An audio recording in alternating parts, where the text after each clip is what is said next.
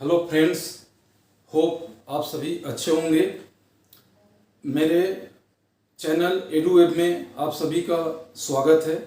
आज हम साधारण ब्याज एवं चक्रवृद्धि ब्याज के बारे में पढ़ेंगे, जिसको हम सिंपल इंटरेस्ट और कंपाउंड इंटरेस्ट बोलते हैं। सिंपल इंटरेस्ट में सबसे पहले सिंपल इंटरेस्ट निकालने के लिए क्या क्या चीज़ की ज़रूरत पड़ता है वो हम एक लिख लेंगे यहाँ पर। सबसे पहले आप एक अनुमान लगाइए कि एक व्यक्ति है वो बैंक से इस स्टेट बैंक ऑफ इंडिया से 2000 रुपया लेता है, ठीक है ना। 2000 रुपया लेता है, 10% दर पर लेता है और 2 साल के लिए लेता है, 2 वर्ष के लिए लेता है। तो इसमें इसी को हम बेसिक मानते हुए उसका सिंपल इंटरेस्ट निकालेंगे, कंपाउंड इंटरेस्ट निकालेंगे। दोनों में अंतर क्या है, इसको निकालने के लिए किस किस चीज़ की जरूरत पड़ता है, इस पर हम फोकस करेंगे। तो सबसे पहले हम निकालते हैं मूलधन।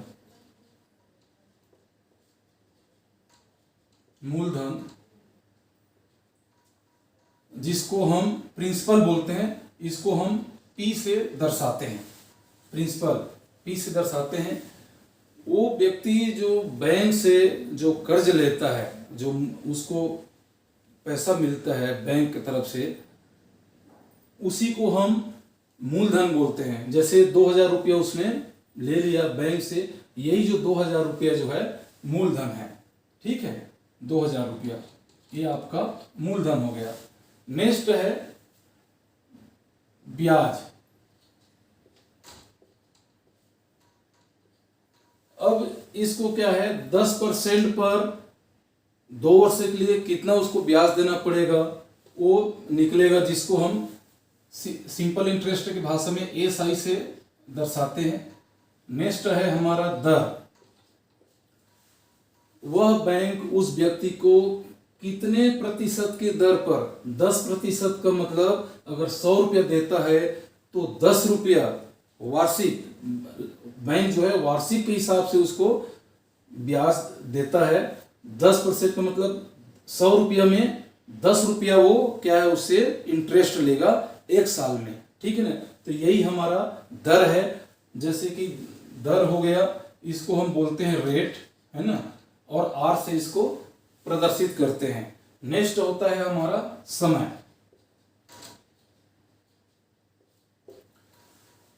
वह बैंक से कितने साल के लिए वो उसने लोन लिया है।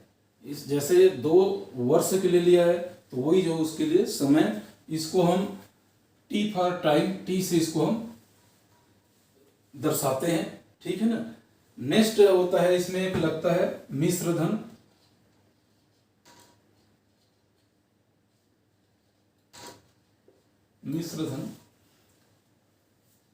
अगर वो व्यक्ति 2 साल में पूरा का पूरा जो ब्याज और इसका जो मूलधन है दोनों को मिलाकर अगर इकट्ठा वापस करता है बैंक को, मान लीजिए, है ना, तो उसी को हम मिश्र धन बोलते हैं। मतलब ये जो मूलधन है और ब्याज है दोनों मिला करके इकट्ठा उसको वापस करता है, मान लीजिए बैंक को, है ना, तो उसको हम मिश्र धन बोलते हैं, है ना। इसको हम M से डिनोट करते हैं, ठीक है। अब सबसे पहले हम सिंपल इंटरेस्ट निकालेंगे। सबसे पहले आप समझिए, आप बैंक ही मत मान लीजिए, बैंक को या किसी व्यक्ति मान लीजिए। एक व्यक्ति जो है किसी दूसरे व्यक्ति से 2000 रुपया उधार लेता है ना, 2000 रुपया का लोन लेता है। उसका रेट है, दर जिसको बोलते हैं 10% है। कितने साल के लिए लेता है, 2 साल के लिए लेता है। तो उस व्यक्ति जो है लास्ट में कितना पैसा उसको वापस करेगा। कितना पैसा 2 प्रकार का है, ब्याज कितना वापस करेगा और मूलधन उसको कितना वापस करेगा, और दोनों को हम जोड़ देंगे तो टोटल पैसा मिश्र धन उसको कितना वापस करेगा। यही हम साधारण ब्याज में हम इसको सीखेंगे निकालने के लिए, है ना। तो ये आप समझ गए, 2000 रुपया, है ना, ब्याज हो गया, दर हो गया हमारा 10%, है ना, 10%। समय हो गया 2 साल। 2 वर्ष। तो हम आपको सबसे पहले सिंपल इंटरेस्ट मतलब जिसको हम साधारण ब्याज बोलते हैं, है ना, साधारण ब्याज बोलते हैं, साधारण ब्याज सबसे पहले निकालेंगे। उसके बाद फिर उसी का कंपाउंड इंटरेस्ट निकालेंगे। फिर दोनों में अंतर क्या है ये इसी को हम मद्देनजर रखते हुए सबसे पहले करेंगे। आज हम इसका सिंपल इंटरेस्ट और कंपाउंड इंटरेस्ट का बेसिक स्ट्रक्चर कि इसका फार्मूला तैयार कैसे होता है, क्या क्या चीज निकालते हैं, दर कैसे निकालते हैं, समय कैसे निकालते हैं, मिश्र धन कैसे निकालते हैं, साधारण ब्याज कैसे निकालते हैं, मूलधन कैसे निकालते हैं, ये सब हम विस्तार से यहाँ पर चर्चा करेंगे। तो मैं आगे इसको मिटा करके, है ना, इसको बेसिक मानते हुए यहाँ पर मैं बताता हूँ, ठीक है ना।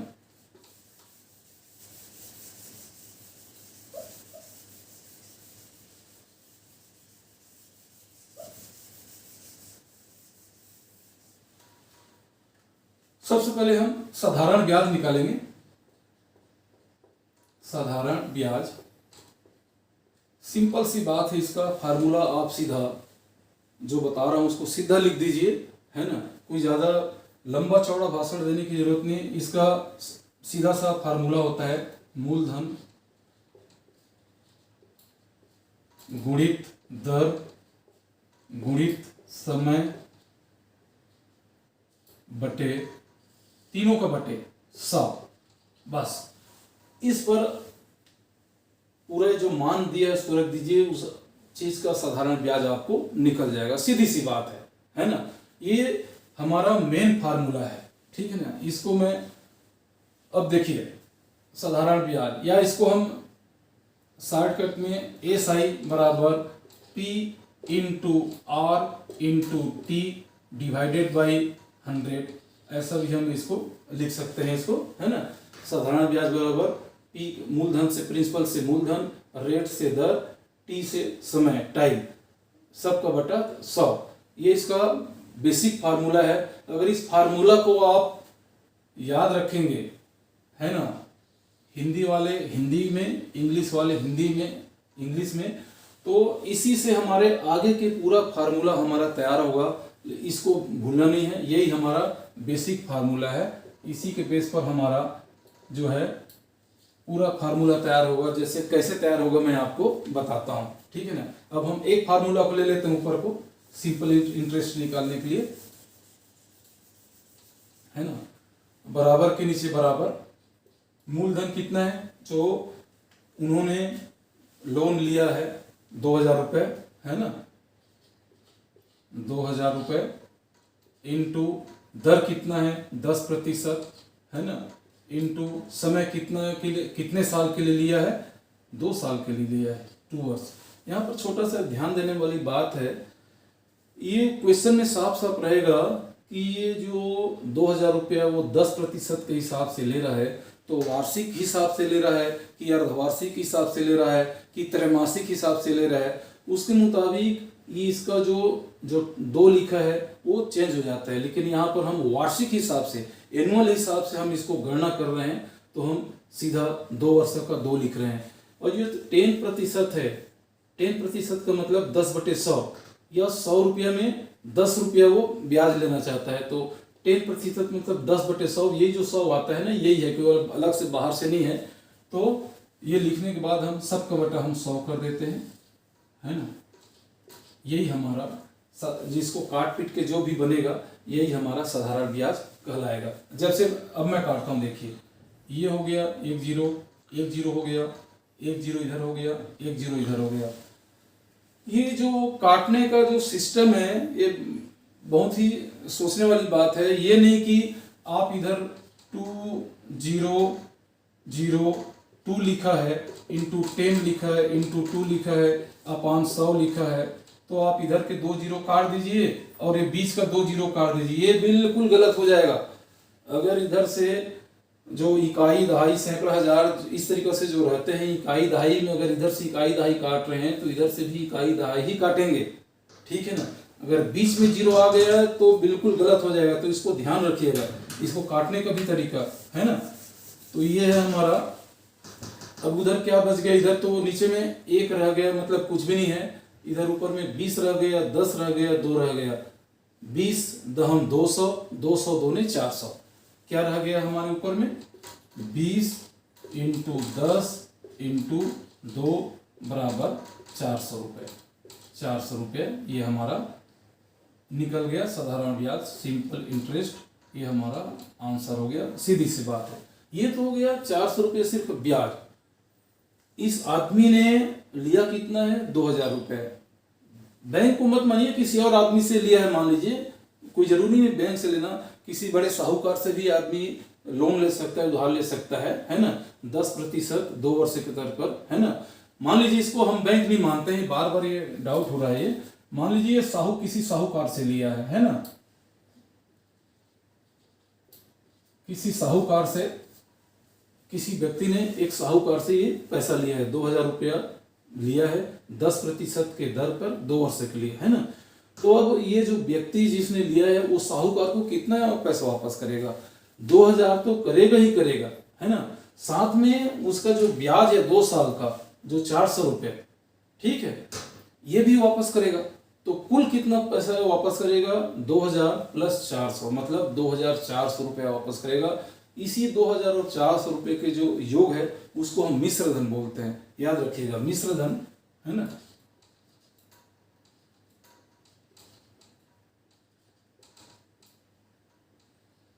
मिश्र धन बराबर मूलधन धन ब्याज, साधारण ब्याज, ठीक है ना, बराबर 2000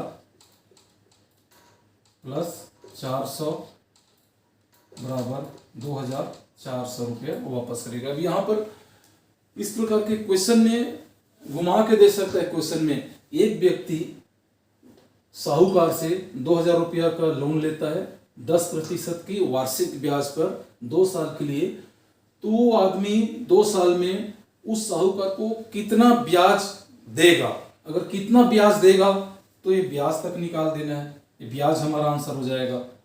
और बोलता है कि 2 साल में टोटल कितना पैसा वापस करेगा। टोटल कितना पैसा मतलब ये मूलधन और ये ब्याज, ब्याज तो देगा, मूलधन भी देगा, 2 साल के बाद भी पैसा साहूकार को वापस कर रहे हो तो उसको मूलधन भी देगा और ये 2 साल का उसका जो ब्याज बन रहा है 400 ये भी देगा। मतलब टोटल पैसा जो दे रहा है 2000 धन 400 बराबर जो 2400 रुपये पैसा दे रहा है, इसी पैसे को हम मिश्र धन बोलते हैं, ठीक है। तो कुल मिलाकर के अगर ये 2002 साल में 10% की दर से जो उसको ब्याज दे रहा है, इसमें कितना मिल रहा है, 400 रुपये का उसको इंटरेस्ट बन रहा है 2 साल में साधारण ब्याज में। अगर इसी को हम चक्रवृद्धि ब्याज के हिसाब से अगर वो लेता है ना, तो चक्रवृद्धि ब्याज का गणना अलग होता है, वो मैं आपको बताता हूँ। पहले सबसे पहले ये बेसिक फार्मूला से क्या क्या निकलता है और क्या क्या आगे आप लोगों को जो फार्मूले की जरूरत पड़ेगा उसको पहले मैं आपको निकाल के बता रहा हूँ, फिर आगे याद रखिएगा। इसका साधारण ब्याज सिंपल इंटरेस्ट आया है 400 रुपये, 400 रुपये सिंपल इंटरेस्ट इसका आंसर आया है 2 साल में, है ना। आगे मैं कंपाउंड इंटरेस्ट, अभी सिंपल इंटरेस्ट हम निकाल दिया, अब निकालना है कंपाउंड इंटरेस्ट कितना बनेगा, ठीक है ना। फिर दोनों का डिफरेंस क्या है, कितने का ये डिफरेंस लगता है, वो मैं आगे बताऊंगा। सबसे पहले ये जो हमारा मेन जो फार्मूला है, साधारण ब्याज बराबर मूलधन गुणित दर गुणित समय बटे 100, अगर इसको हम मेन फार्मूला मान लेते हैं, मेन सूत्र मान लेते हैं, तो इससे और क्या क्या आगे हमको निकालने की जरूरत पड़ेगा, इसी से हम सब कुछ हम यहीं से गणना कर सकते हैं। इसको मैं फ्रेश लिख के बताता हूं, देखिए।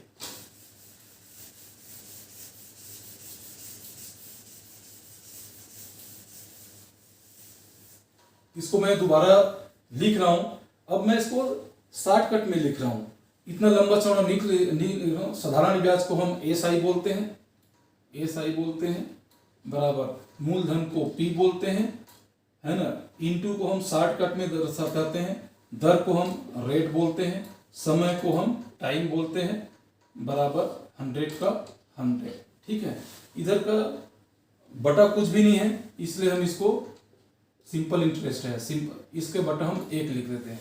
अभी देखिए, अब इसको हम एक तिर्यक गुणा करते हैं। इस केस में क्या होता है ना, इस केस में हम तिर्यक गुणा करते हैं। आगे ध्यान से देखते जाइए, तिर्यक गुणा ऐसा होता है, इसके साथ इसका गुणा और इसके साथ इसका गुणा, ठीक है ना। ये इसके साथ इसका गुणा होता है है ना, और इसके साथ इसका गुणा होता है। ठीक है, तो PRT के साथ 1 का गुणा होगा, मूलधन गुणित दर गुणित समय के साथ किसी भी चीज के साथ अगर 1 का गुणा होता है उसका वैल्यू कोई चेंज नहीं होता। 100 गुणित 1 बराबर 100, 500 गुणित 1 बराबर 500, 1 लाख गुणित 1 बराबर 1 लाख, तो कोई चेंज नहीं होता। तो 1 के साथ इसका गुणा होगा तो इधर हमारा PRT ही आएगा, P into R into T, मतलब मूलधन गुणित दर गुणित समय ही आएगा, बराबर के नीचे बराबर, है ना। इसके साथ इसका गुणा होगा तो ये हो जाएगा सिंपल इंटरेस्ट इंटू 100। ठीक है जी, यहाँ पर, है ना।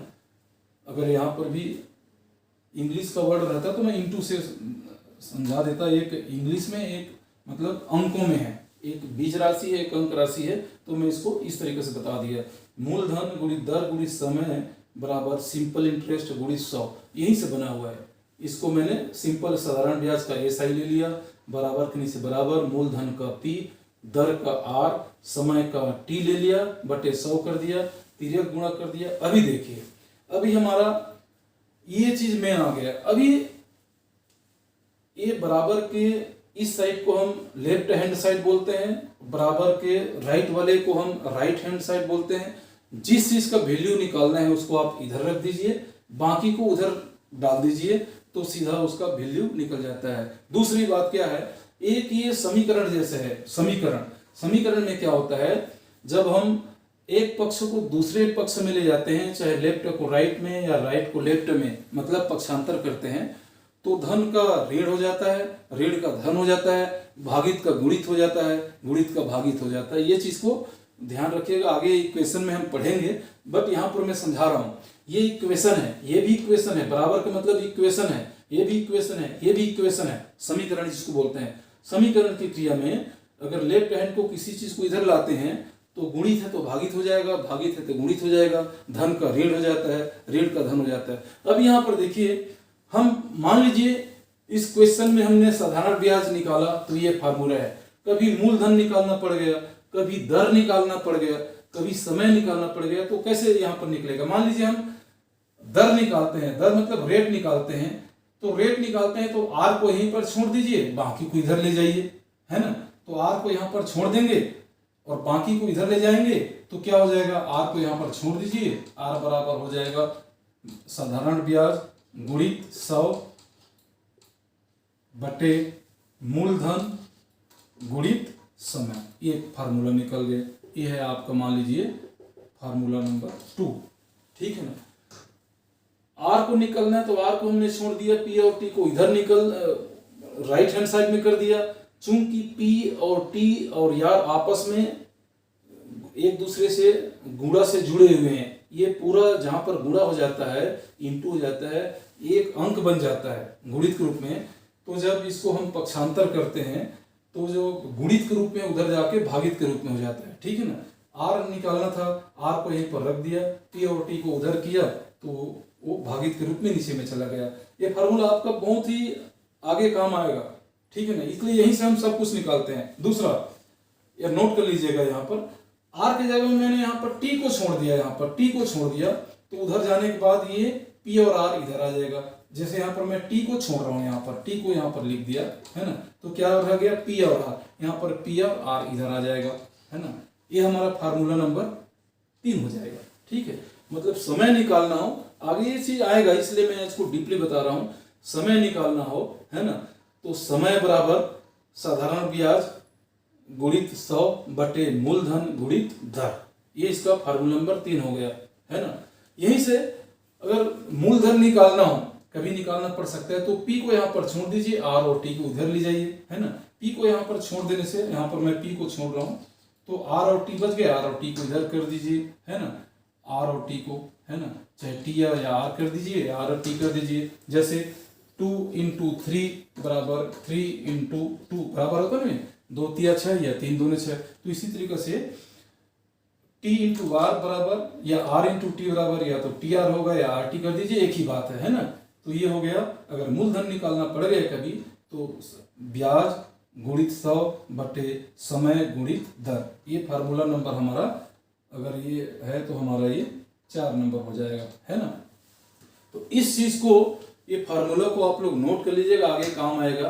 अभी मैं यहाँ पर इसको साधारण ब्याज को क्लोज करता हूँ, है ना। एक ये जो इसको मैंने पहले ही बताया था कि 2000 रुपये वो व्यक्ति जो है या बैंक या साहूकार से लोन लिया है 10% पर 2 साल के लिए, तो सिंपल इंटरेस्ट मतलब साधारण ब्याज कितना निकलेगा, कंपाउंड इंटरेस्ट कितना निकलेगा, दोनों का अंतर क्या होता है, डिफरेंस, ये हम गणना करेंगे। तो अभी मैंने इस फार्मूला से इतने ही रुपए का, ये 2000 रुपये को और 10% और 2 वर्ष को बेसिक मानते हुए साधारण ब्याज मैंने निकाल दिया, 400 रुपये निकाल कर बताया था, यहाँ पर नोट कर ले हूँ। अब इसी का हम कंपाउंड इंटरेस्ट निकालते हैं।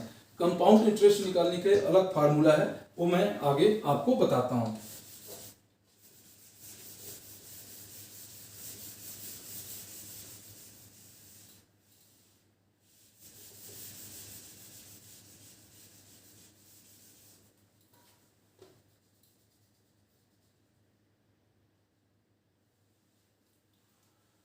अब क्या है, सिंपल इंटरेस्ट का काम हो गया, अभी हम निकालेंगे कंपाउंड इंटरेस्ट।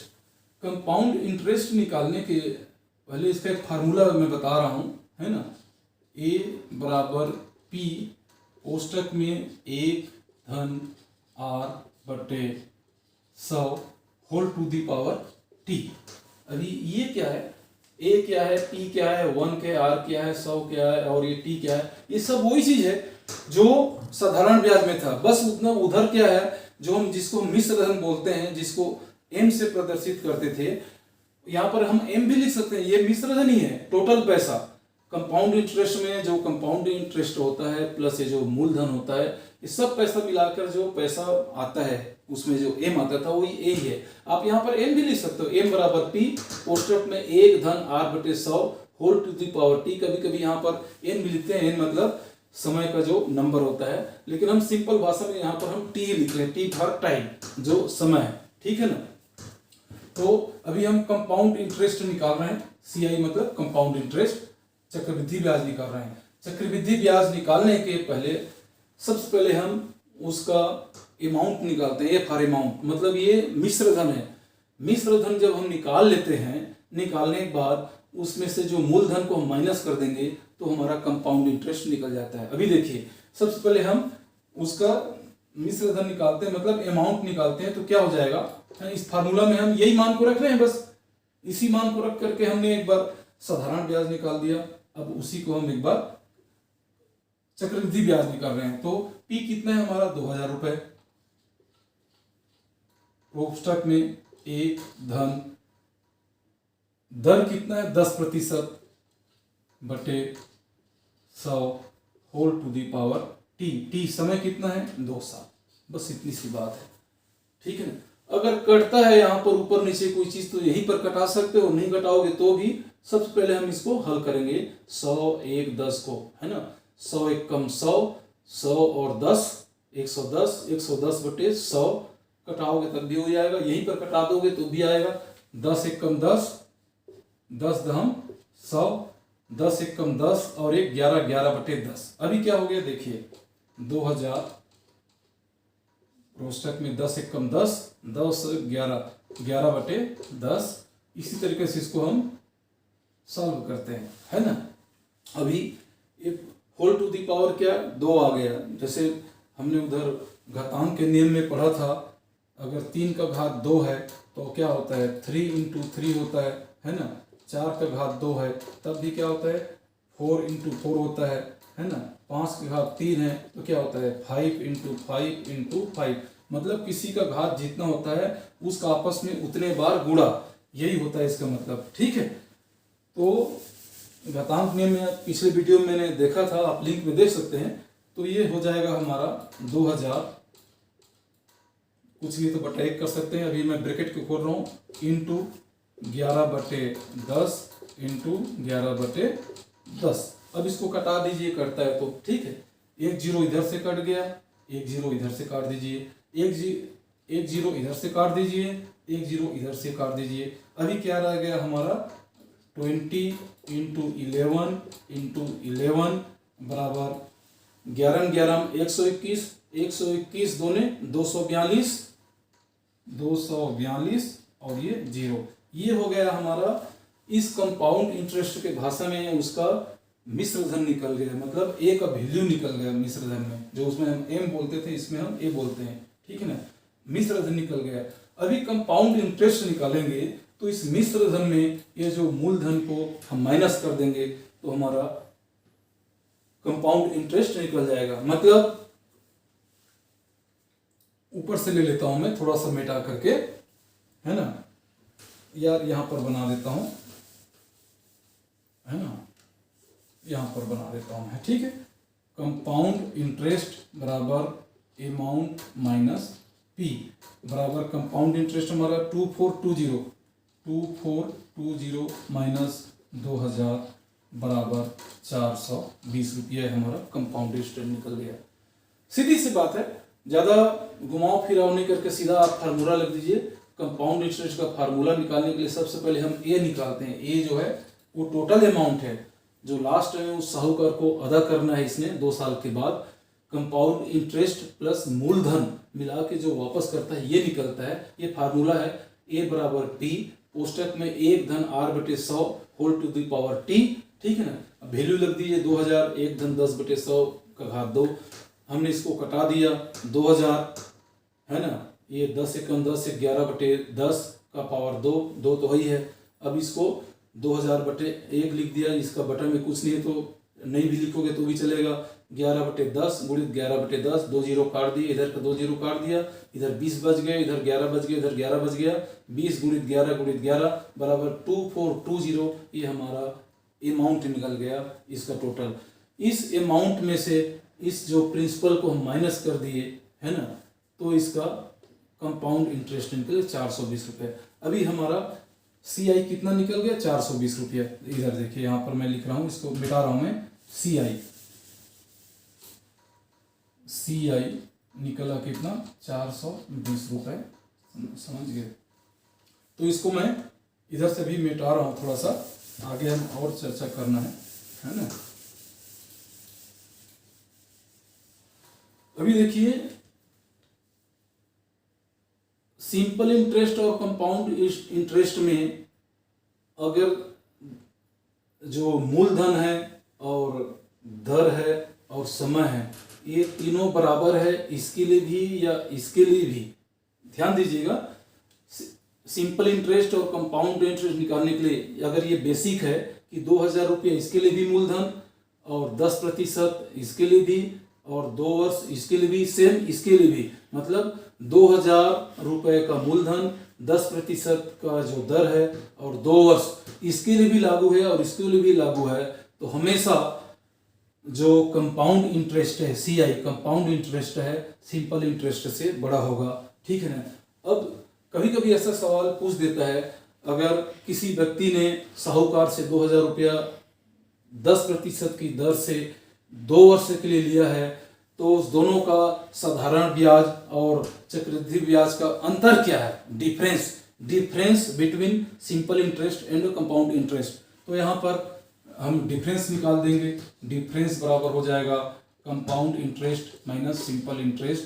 हमेशा इस केस में कंपाउंड इंटरेस्ट बड़ा ही होता है, ठीक है ना, क्योंकि इसका आगे मैं बताऊंगा कंपाउंड इंटरेस्ट कैसे होता है। इसमें क्या है, ब्याज के ऊपर ब्याज लिया जाता है। 2 साल है, पहले साल तो 2000 रुपये के बेस पर 10% लेगा, दूसरे 1000 जाएगा तो ये जो ब्याज आया है उसको मूलधन में जोड़ देगा। अब दोनों मिलके उसमें वो 10% ब्याज लेगा, है ना। इसी तरीके से जो कंपाउंड इंटरेस्ट में क्या होता है, ब्याज के ऊपर ब्याज लेते जाता है, तो इसलिए उस कंपाउंड इंटरेस्ट का रेट जो है ज्यादा होता है। सिंपल इंटरेस्ट उसका नाम ही सिंपल है, साधारण ब्याज, है ना। एक बार जो फिक्स कर दिया मूलधन, दर और समय, वो चलता रहता है, चाहे 10 साल का हो चाहे 15 साल का हो, तो उसमें कोई सिंपल नहीं है। तो डिफरेंस कितना हो गया? 420 रुपये माइनस 400 बराबर 20 रुपये का यहाँ पर क्या आया? डिफरेंस आया। इसमें हमने पूरा कवर कर दिया। इसको हम बेसिक मानते हुए, किसी व्यक्ति ने 2000 रुपया किसी साहूकार से लोन पर लिया है 10% की दर पर 2 साल के लिए, तो सबसे पहले हमने उसको साधारण ब्याज निकाल दिया। फिर उसी का चक्रवृद्धि ब्याज निकाल दिया, फिर दोनों का क्या किया, आपस में डिफरेंस देख लिया कि भाई कंपाउंड इंटरेस्ट और सिंपल इंटरेस्ट में क्या फर्क है।